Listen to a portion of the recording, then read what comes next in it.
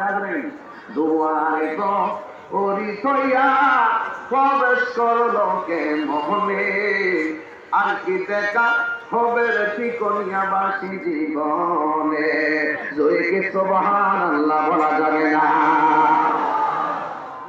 আল্লাহ বলে আদম বানাও, ফাউগুলো বানাইব, বডিটা বানাইব, কিন্তু মাথাটা বানাইতে পারে না। আর বেশি কিছু বললাম না রে বাবা, আর সামনে গেলাম না। আদম বানাইলেন, সব বানাইবার পর আদম নবীর জবান দিয়ে নাক দিয়ে একটা হাসি আসছে। যেই মাত্র হাসি আসলো, আদম নবীর প্রথম কথাটাই ছিল আলহামদুলিল্লাহ। সুবহানাল্লাহ। এই জন্য হাসি দিলে আমরা কি বলি রে বাবা? যেই মাত্র আদম বানাইল, আমার আল্লাহ সাথে সাথে ওয়াইদ কুলনা লিল মালাইকাতি ইসজুদু লি আদম ফাসাজাদু ইল্লা ইবলিস। আল্লাহ রাব্বুল আলামিন ফেরেশতাদেরকে বললেন, উসজুদু, তোমরা সিজদা করো লি আদম, আদমকে। ফাসাজাদু, আল্লাহ হুকুম করতে কেউ দেরি করে নাই, সবাই সিজদা করলো ইল্লা ইবলিস, একমাত্র ইবলিস ছাড়া। ইবলিস তো সিজদা করে নাই, আবার সে বলছে ভাবতাম না, আল্লাহ বলতে সিজদা করো। ইবলিসের সাথে সাথে আল্লাহর কথার প্রত্যাখ্যান করলেন, ওয়াস্তাকবারা, এবং অহংকার করলেন। অহংকারটা কি জানেননি? ইবলিস বলে, আল্লাহ আমারে বানাইছে আগুন দিয়া, আর আদম রে বানাইছে মাটি দিয়া। আদমের ধর্ম হলো উপরে উঠা, মাটির ধর্ম হলো পায়ের নিচে পড়ে থাকা। আমি উপরে বেড়া কিনি না, নিচের বেড়া চেষ্টা করবো। এই কথা বলতে দিই, আমার আল্লাহ বলেন,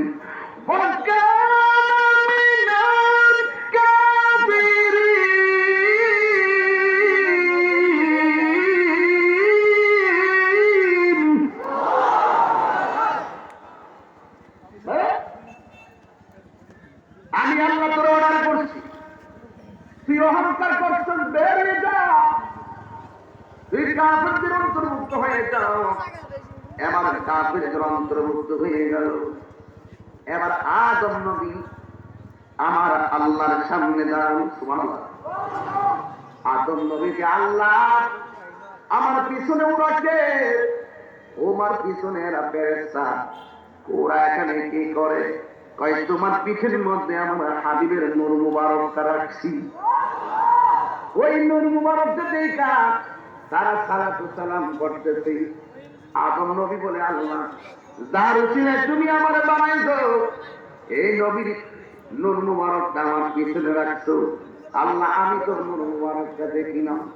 সঙ্গে সঙ্গে নূর মুবারক আদম নবীর পেশানির মধ্যে আল্লাহ প্রতিস্থাপন করলেন।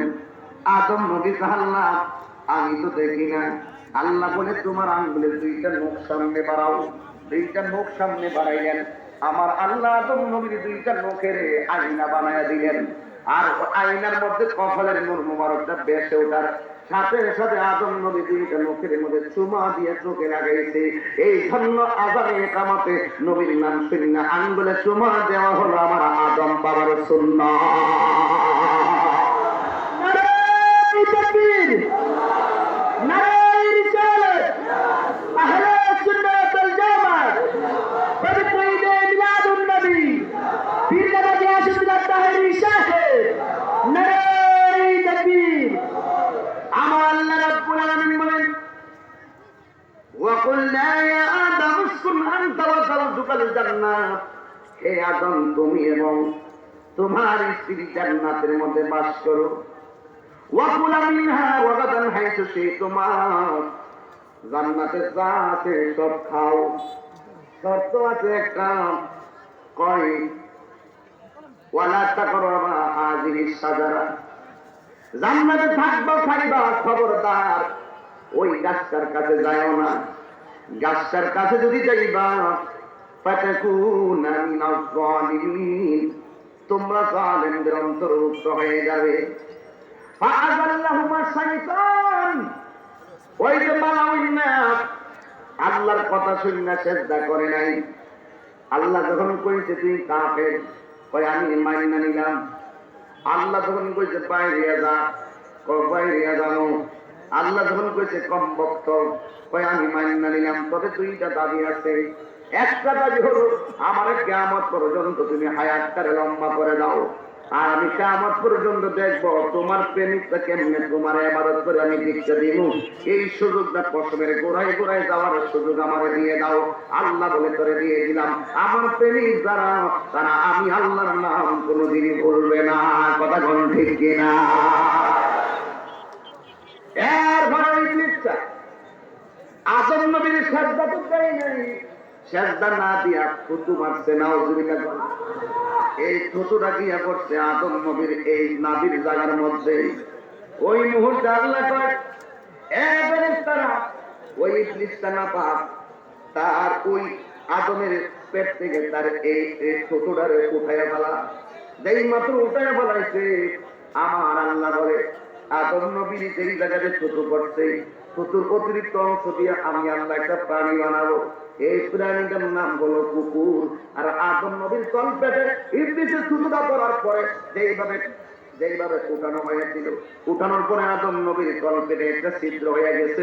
এইটাই আমরা আদম সন্তানদের নাভি হয়ে গেছি। আর বেশি দেখতে পারতাম না, দুঃখে জন্য কইজনে দেখে চল লাগবে না। আমার পক্ষে সম্ভব না। আমার কথা হইলো এই পোলাপান গুলো ঘটনা জানতে হবে। কথা কন না কেন? আমার কথা হলো পোলাপান জানতে হবে, ঘটনা জানতে হবে, ইতিহাস জানতে হবে। আমার বাবার ইতিহাস জানতে হবে। বাবার ইতিহাসকে জানে না, সেটা সন্তানই না। ঠিক কিনা বলেন? এই জন্য আল্লাহ রাব্বুল আলামিন বলেন, এ আদম সব খাইবা কিন্তু গন্ধম গাছের কাছে যেও না। যেইভাবে হোক শয়তানদেরকে পদস্খলন ঘটাইছে, আমার আল্লাহ ওই আদম নবীর দুনিয়াতে পাঠাইয়া দিলেন। একজনকে পাঠাইলেন জেদ্দায়, আর একজনকে পাঠাইলেন শ্রীলঙ্কায়। দুই দেশের মধ্যে দুইজনকে পাঠাইলেন। যেই জায়গার মধ্যে তারা নেমেছে, ওই জায়গার ভিতরে এখনো তাদের কদমের চিহ্ন গুণা এখনো মজুদ রয়েছে। আল্লামা সাহেব নুরুল ইসলাম ফারুকী রাহমাতুল্লাহ আলাইহি ওই জায়গাগুলো কাফেলা অনুষ্ঠানে ছিলেন। আয়ে রমজান মাস আমাদেরকে দেখাইতেন। কথা বলেন ঠিক কিনা? এই জন্য এইবারে পৃথিবীর মধ্যে আদম আসলেন, মা হাওয়া আসলেন। হাওয়া আসার পরে দুইজন দুই জায়গার মধ্যে গেল। শেষ পর্যন্ত আরাফার দিনে যায় মিলন হলো। ওই দিন থেকে আদম সন্তান দুনিয়া থেকে বিস্তৃতি লাভ করলো। এই মানুষগুলা যত সন্তান হয়েছে